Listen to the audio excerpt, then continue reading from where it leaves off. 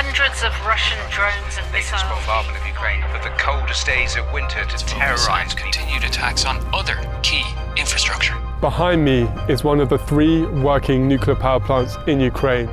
Росія намагається не тільки знищити теплову генерацію, вона намагається обмежити відпуск електроенергії від атомних станцій. The food looks like something out of Fallout.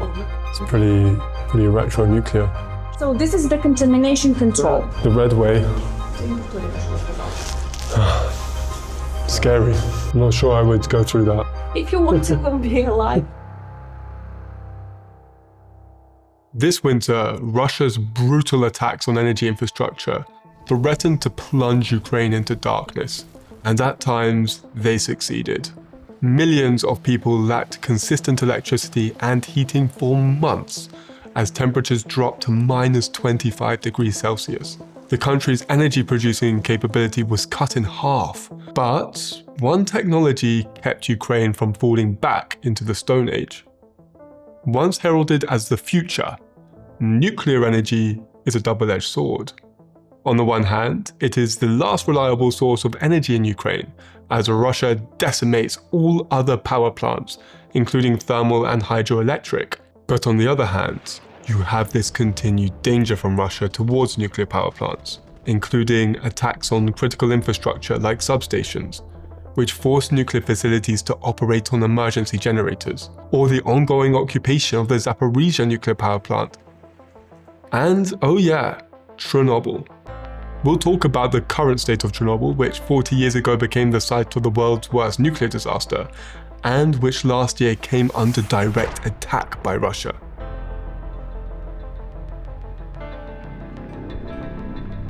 Oh my god, yeah, we are in the control room for reactor number 4, and this is what I was expecting. This is what everyone is trying to prevent from happening, and I can see why. Oh my god. So we are inside the new safe confinement right now. You can stay here for an hour and that's it. It's better to go away.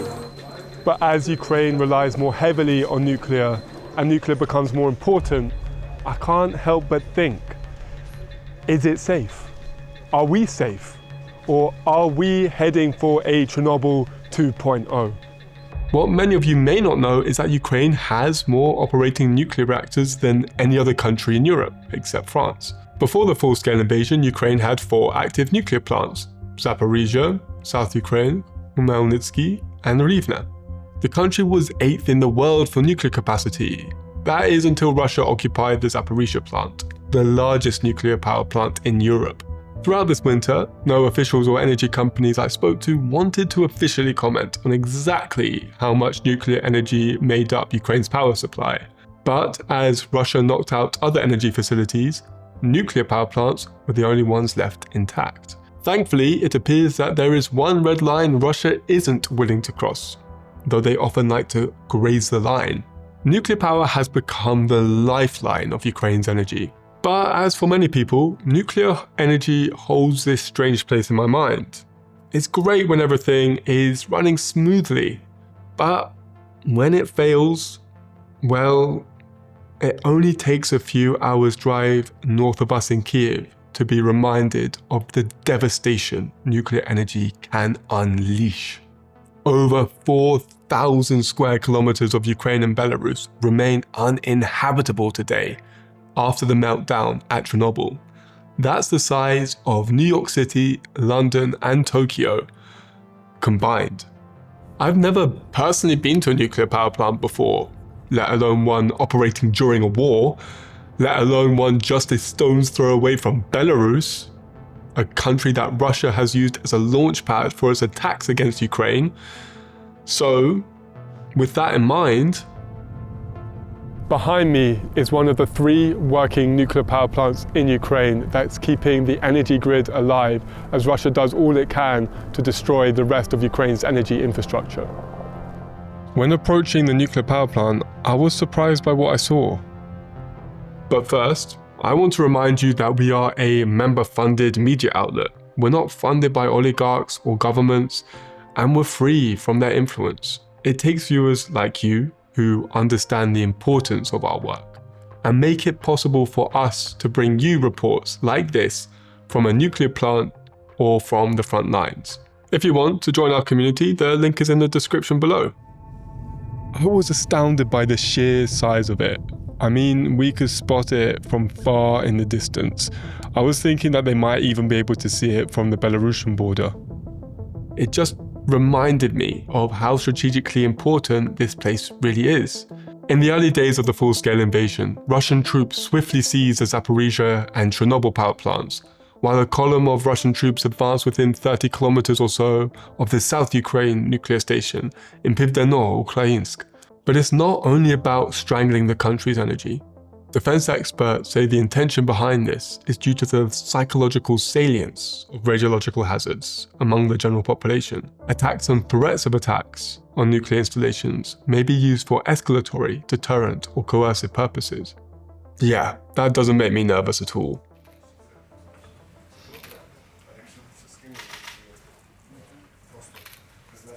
So we are actually in the power plant now, and we're in this like super futuristic walkway. It's kind of this very reminiscent of the optimism of the nuclear era.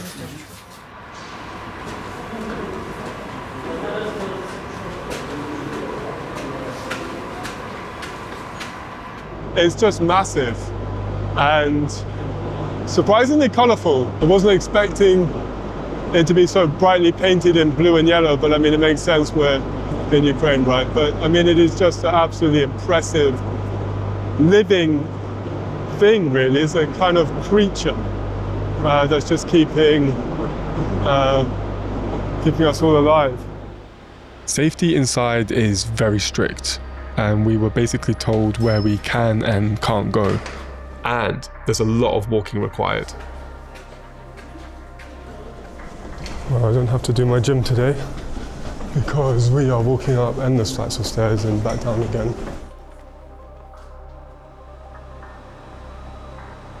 Тут відбувається. Що тут відбувається? Значить, в вокзалі відбувається перетворення теплової енергії в кінетичну енергію, енергію обертання та дальніше перетворення її в електричну енергію. So this is probably what comes to mind when people think of nuclear power plants, these massive cooling stations here. Nuclear is actually a very renewable energy, and it's just kind of vapor that's coming out of these things, but they look crazy. My first impression inside the plant was like how shockingly simple it all appears. Like, there's just nothing else man-made that triggers these crazy fantasy images more than nuclear. You know, it creates superheroes, or it can mutate ordinary creatures into monsters, or, you know, like power robots the size of skyscrapers, or turn cities into wastelands. But a nuclear power plant, like, at its core, is no more complex than any other steam engine. Like in an old-fashioned train where coal is burned to boil water, which then creates steam that then turns a turbine and creates energy. But, you know, how we can boil the water can be anything, like coal or wood, or in this case, a sophisticated, crazy-looking nuclear reactor.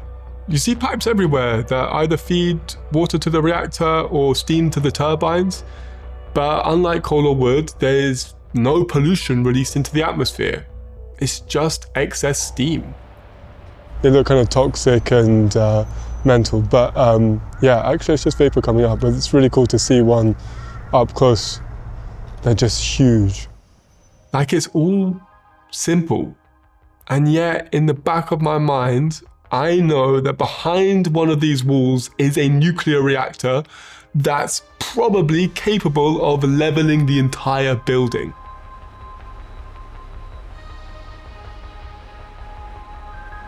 So we are currently in the main control room of the nuclear plant. It feels like something out of a film. I've not quite seen a nuclear power plant before. You have a certain amount of buttons, gadgets going around here. We were told strictly not to touch or go near any of these buttons, so God knows what would happen if we accidentally bumped into one. Nothing good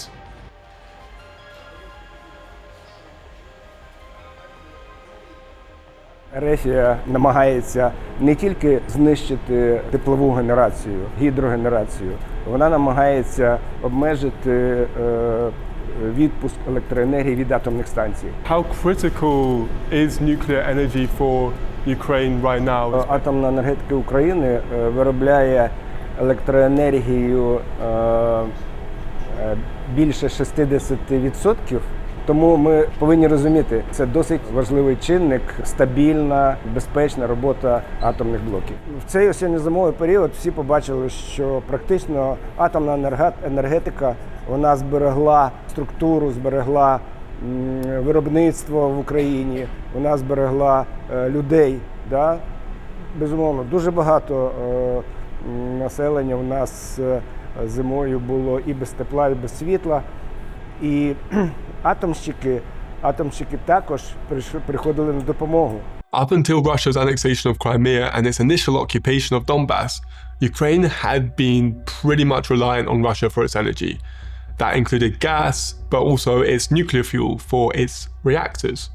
Breaking ground in 1973, the Rivne Nuclear Plant, like all other Ukrainian plants, it was no exception. Nuclear safety in Ukraine, in fact, it's not just about the careful operation of its power plants, but it's also about severing Ukraine's reliance on Russia. In 2023, Rivne was the first Ukrainian facility to fully transition its nuclear fuel away from Russia and to Westinghouse, which is an American company. На сьогодні ми повністю відійшли від російської залежності. Ядерне паливо, яке використовує Україна, на сьогодні виробництво Westinghouse.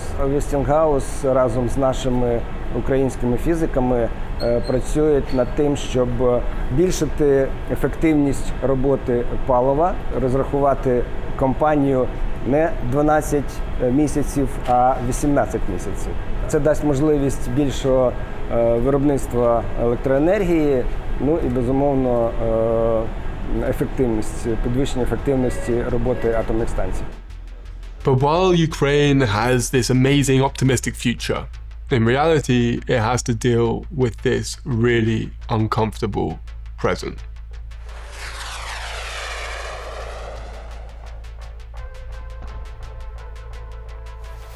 On February 14th, 2025, Ukraine's toxic ex sent a rather unwelcome Valentine, a kamikaze drone. It punctured the new safe confinement that entombs a melted reactor at the Chornobyl power plant. Radiation leaks are not the main problem. Of course, there's always a level of radiation emanating from the reactor, and that will continue for quite some time. But the main problem is contaminated materials, primarily dust. The remains of Chernobyl contain 200 tons of radioactive material. In the aftermath of the horrific meltdown, the Soviet Union hastily and crudely constructed what is known as the sarcophagus.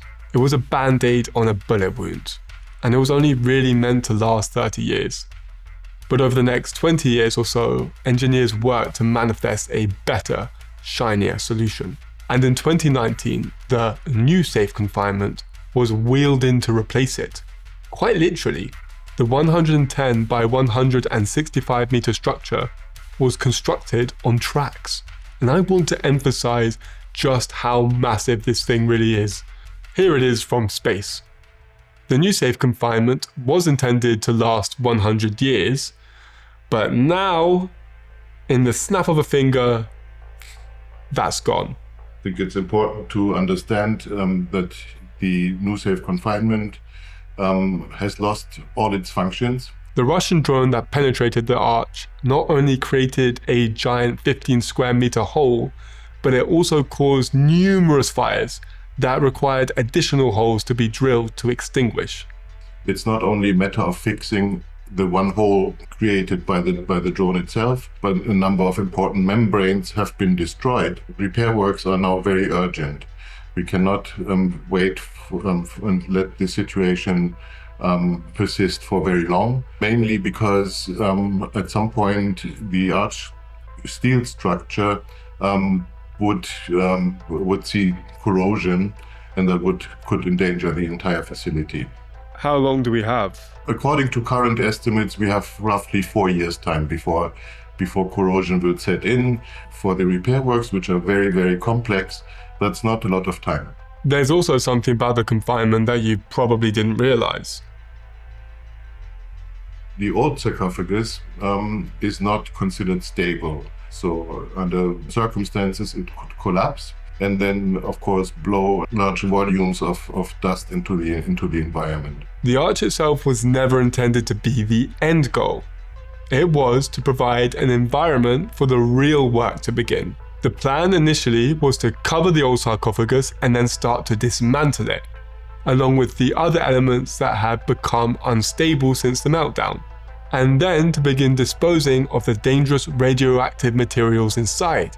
So yeah, there was a future where Chernobyl may no longer have posed such a massive generational threat, but this is work that can only happen inside a controlled environment, something that no longer exists, thanks to Russia. Probably at some point the structure will need to be removed and be taken out of operation, exposing the old reactor and the sarcophagus that has been built in 1986. So the problem would be just as bad as it was before the new safe confinement was built. And so something would then have to happen, probably build a second one at a much larger cost than the repairs. And the cost is important here. The new safe confinement costs over $1.5 billion to construct. The money was contributed by 26 countries, even Russia. It's a tremendous amount to come by. But being on Ukraine's territory, the burden of Chernobyl falls on Kyiv. And its operational cost is estimated to be about $60 million per year. That's a lot for Ukraine, especially when it's fighting a war with its wealthier nuclear-armed neighbor. Despite that, several of its allies have become squeamish about the ongoing cost of supporting Ukraine. I guess everyone wants to save the world until they have to foot the bill. But wait, because there's some other maths that should worry us. The Chernobyl disaster happened 40 years ago, on April 26, 1986. And back then, the old sarcophagus was only intended to last 30 years. So if I'm doing the maths correctly, it doesn't look very good. Another challenge facing Ukraine is the highly specialized workforce needed to do these repairs. Due to the radiation, they have to work in short shifts that limit this exposure. And due to the war, many countries are unwilling to send such teams in to do the repairs. So, after all the world faced in 1986, it's kind of crazy to imagine why Russia would risk this again today. But that leaves me to wonder. I mean, surely we've come a long way since 1986. But what if disaster struck today, during the war? How ready are these power plants? So what is this? This is a kind of shelter? Він, да, как укриття, но, так сказати, його основне призначення – це саме робота штабу ліквідації аварії. Але в нього властивості як укриття. Look at the size of these thick doors. They are serious doors. Yeah. Wow. Тобто тут у випадку аварійної ситуації збирається керівництво станції, група технічної підтримки, ну і додатково персонал, який обслуговує центр. We're going quite deep. Okay. One of the places on the site. And the why so deep? Ну, на випадок землетрусу. Щоб він витримував проєктний землетрус, і навіть у випадку максимально розраховував землетрусу, у нас зберігалася повна працездатність обладнання, людей і конструкції. Have you had to use it before? Ну, у нас не було землетрусу. So this is the contamination control. Oh wow, this is cool. If the contamination was not detected, so the person proceeds green arrows. If contaminated, red arrows. Uh-oh, the red way. Scary. It's like an X-ray machine or something, like you just kind of walk through. A little demonstration would be great. Oh. there is a signal, and when there is contamination, so the signal shows what exactly is contaminated. Oh, I see, that's cool. Oh, I see, there's like this little illustration here. How cool. Oh dear. So the contaminated clothes, they live here. And then you execute them here, and then throw the body over there. So here they have shower. So the water is hot here. It's nicer than my apartment actually. I haven't got hot water in mine for a whole month. And here they get clean outfit. Oh, that's nice. Yeah. And then they were kind of okay.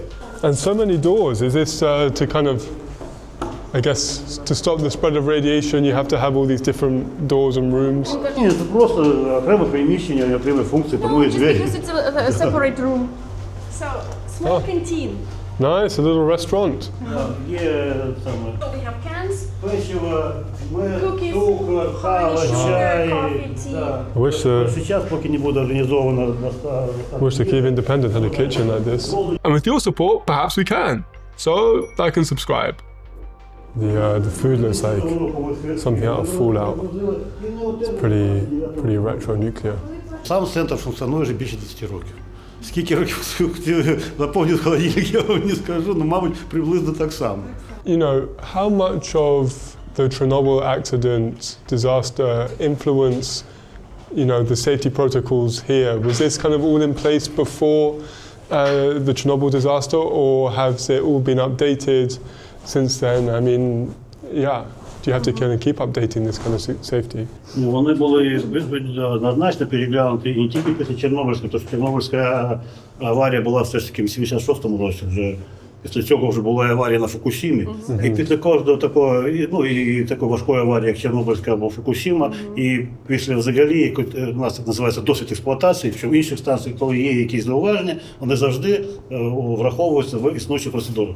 І якщо казати про кризовий центр, то кризовий центр в такому вигляді, взагалі в такому підході під час Чорнобильської аварії не існувало в принципі. Чорнобильської. Тобто таких не було. So this is the emergency group place.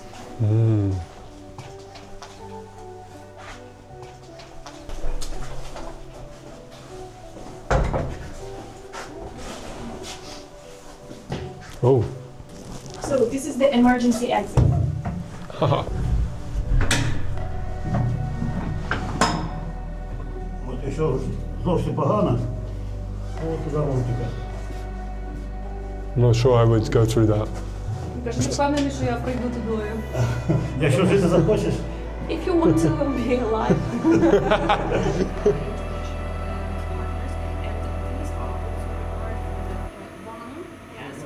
Нам багато що прийшлося змінювати, додавати після початку війни, тому що, звичайно, система цивільного захисту вона не була розрахована на війну, ще й не таку війну сучасну з такими постійними бомбардуваннями, що коли зараз вже може будь-яку точку України літити і ракети, і дрон.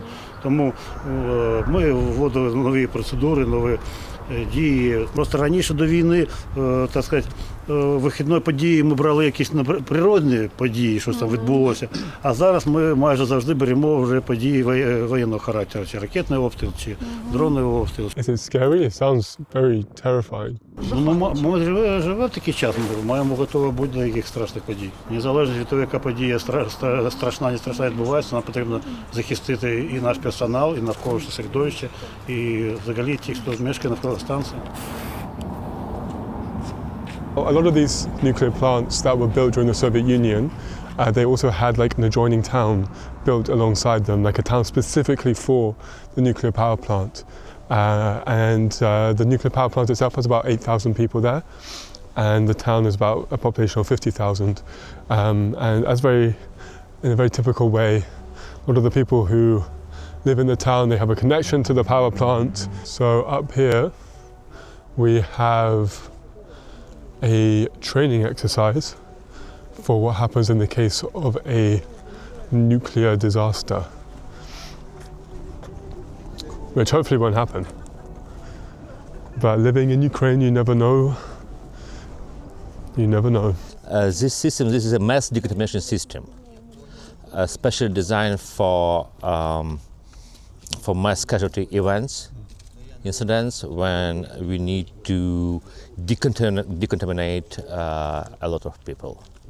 So we have the 3 lines, one line for the men, another for the women, and the separate line like a conveyor for the persons who cannot walk. For developing this mass decommission station, we used international experience from whole the world. We based on the best international practice, and of course we involve there the unfortunately Ukrainian modern experience as well. Okay, well, if anyone ever gets into a nuclear emergency, I think I know what to do now. Can take care of you. Or maybe not, I'm not sure. And training like this in other countries is, I guess, for a very rare circumstance, but in Ukraine it's an ever-increasing threat. The longer that Russia attacks us, attacks our energy facilities, occupies power plants. So the population needs to be prepared. Now that I've seen a nuclear plant up close, it's time to confront my nuclear fears. And to be honest, there's only one place on Earth to do that.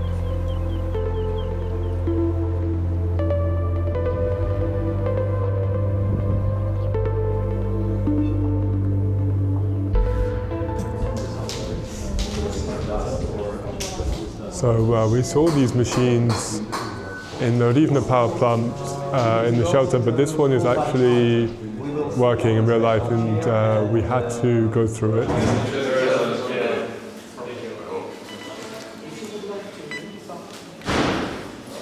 So we're just waiting for our tour inside the plant.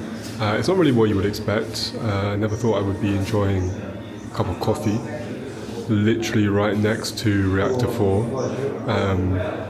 But yeah, it's full of unexpected surprises.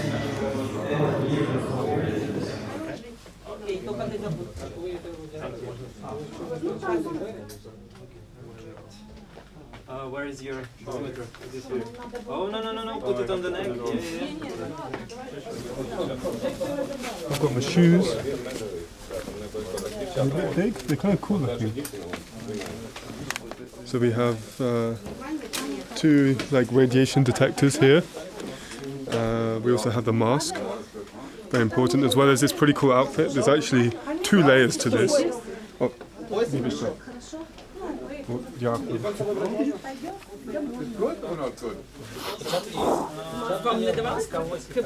and we are Chernobyl ready, almost. We're Chernobyl ready now. We're going into the belly of the beast. So honestly, I wasn't scared before, but it does feel kind of freaky and spooky the closer we get. Like the Rivne plant, you have a lot of these long walkways. In fact, it feels really, really similar. But of course, we know what lies at the end here, and hopefully the Rivne plant will never ever have to face the same fate as Chernobyl.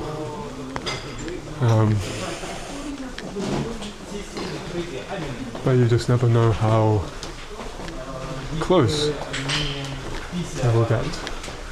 The longer Russia continues to fire missiles and drones at us, the higher the risk. To have some of the 3 other operating plants here will end up looking like this. It's pretty scary. My heart's racing a little bit, but maybe that's just like the energy drinks and the coffees. So the plant was built in the late 70s, and it cost the Soviets 350 million rubles, which was a lot. It's a lot of money.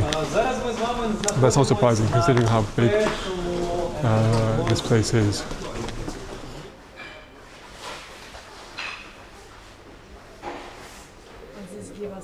We're standing in the main control room of reactor 3, right next to the infamous reactor 4. Now, It feels bizarrely normal in here. I mean, we saw how a normal main control room looks like at the Rivne Power Plant a couple of weeks ago, and it feels really similar to this one here. I don't know what I was expecting. I think I was kind of anticipating coming into this black and charred out room and glass shattered everywhere. It's very eerie. It's very uncomfortable. I mean, just knowing what happened just around the corner from here.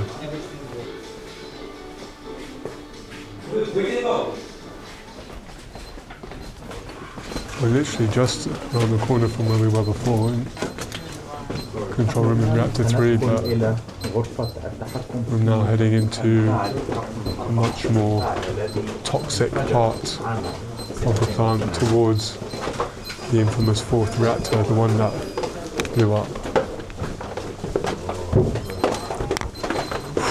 My heart is definitely racing a bit more now. Oh wow. Oh my god, yeah, we are in the control room for reactor number 4, and this is what I was expecting. This is exactly what I was expecting. This is probably what you imagined too. I mean, you saw the buttons in the other room. All gone. And when we talk about nuclear safety in Ukraine during the war, I mean, this is what we're trying to prevent. This is why everyone who understands the threat that is being posed during the war from Russia as missiles fly over nuclear power plants, including Chernobyl, continuously, and the ongoing occupation of Zaporizhzhia, this is what everyone is trying to prevent from happening. And I can see why.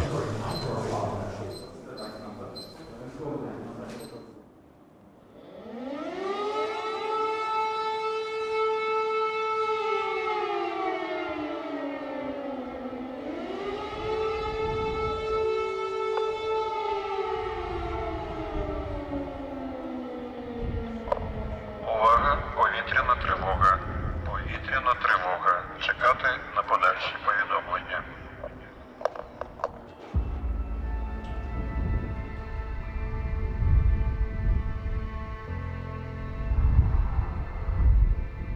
A Russian drone penetrated the new safe confinement, causing a 15-meter wide hole.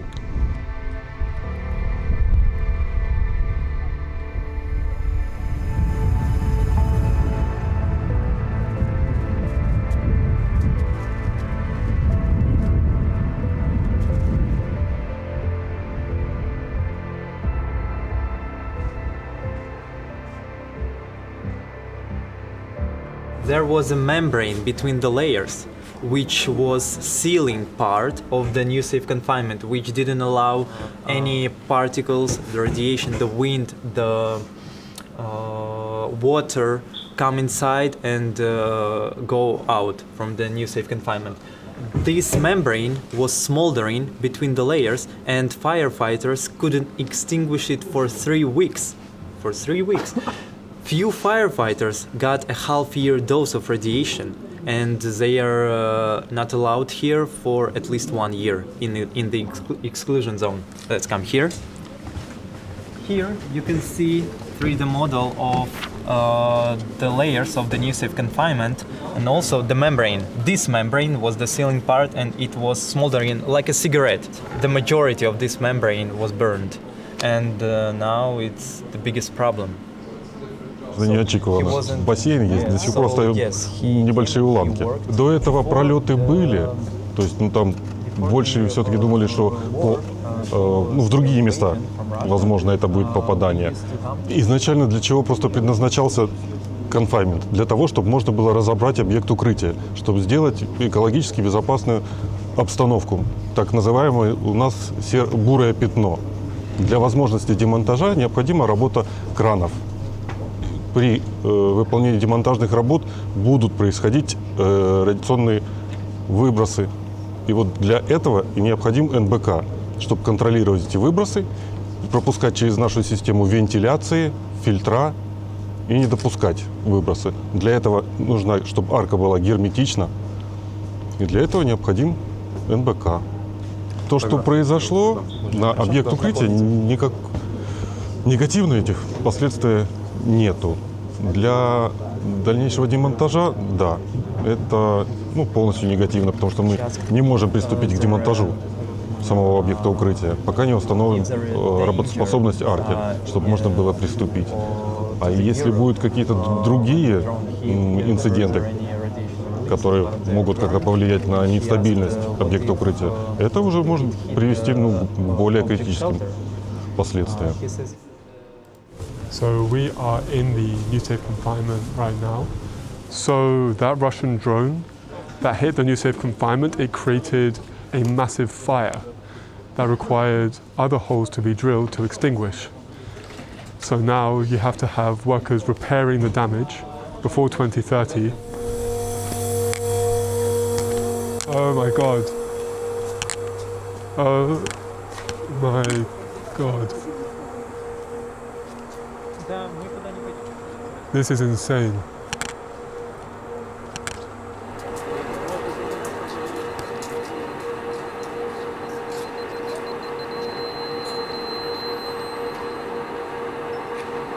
Right now, Ukraine and its allies are desperately trying to find that funding before timing runs out.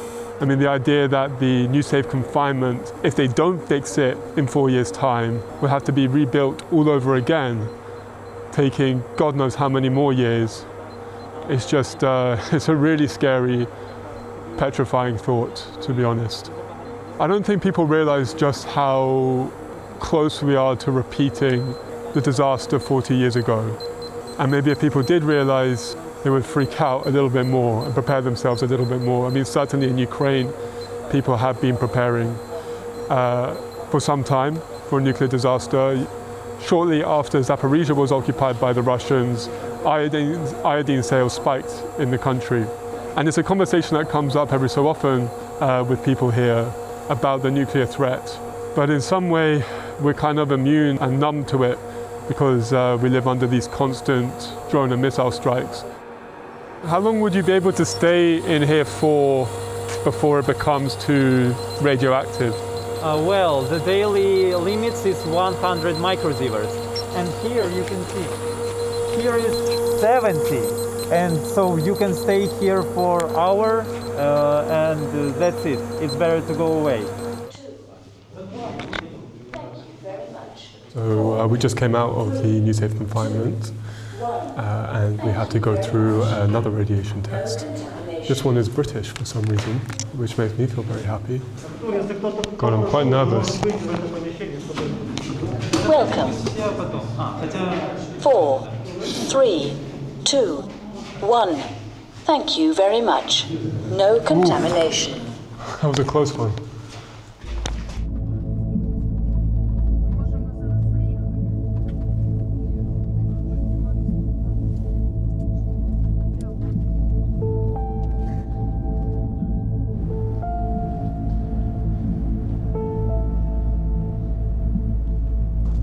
So we left behind the Chornobyl power plant and we're now in the equally famous Pripyat satellite town where many of the workers at the plant used to live.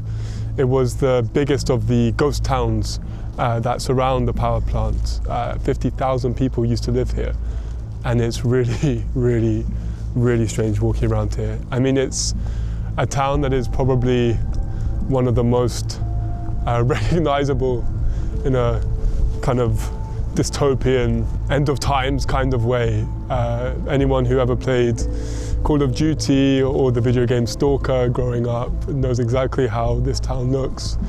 It's a kind of town of horror, the damage that humans can inflict.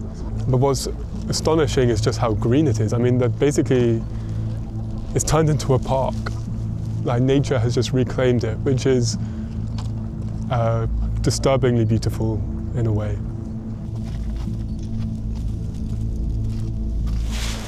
So that photo is of here, but 40 years ago. This used to be a double-lane main road, and it's just been so aggressively taken over by nature.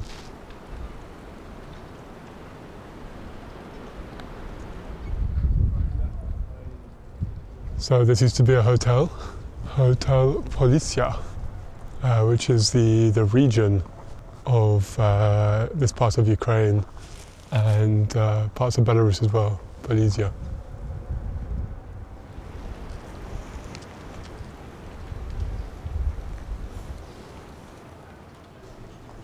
And what's an uncomfortable thought is that that town that we visited next to the Rivne power plant could end up looking like this if a nuclear disaster happens. If Russia hits the plant directly, if Russia causes a disaster there. I mean, they were pretty much the same size, that town and Pripyat, and they could just be emptied in the same way. Or equally, the nearby towns around the Zaporizhzhia Nuclear Power Plant under occupation could also end up looking like this as well. All it takes is for Russia to do something stupid, which it, is very good at, for a nuclear disaster to unfurl and for the whole area to be evacuated. Oh my God, there's books that we're standing on. Just hundreds of them. It's just really, really bizarre to see a whole town abandoned. It's just a reminder of how when nuclear goes wrong, it goes seriously, seriously wrong.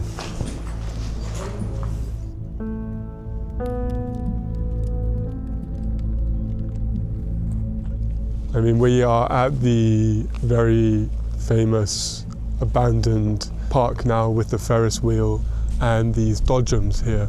I mean, it looks like many other family parks around Ukraine. I said it before, but I'll say it again, I just can't help but think how Russia is increasing the threat of these nuclear ghost towns, spreading beyond Pripyat.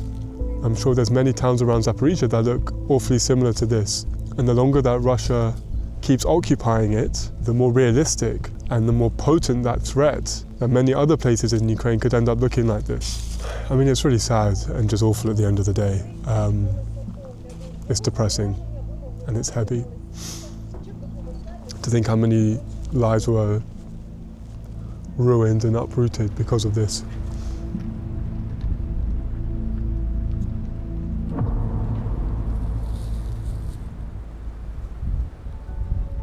I'm not really sure if I feel more or less safe about nuclear energy in a country at war after my time there. Obviously, it's reassuring to some degree that the people can still enjoy a good chuckle, while at the same time, everyone involved, from the workers of the plant to the soldiers defending it, to the contractors preparing for emergencies, they're ready for the worst case scenario. But to be frank with you, only Russia has the power to stop that outcome by leaving Ukraine alone. Look, working and living in Ukraine is really, really exhausting. But it is important that we keep bringing you the news so that you too can keep telling the world what is really happening here. Tell your friends, tell your family, tell them about the Kyiv Independent. You can even give them exclusive membership over on our website. Until next time, hopefully in a free and independent Ukraine.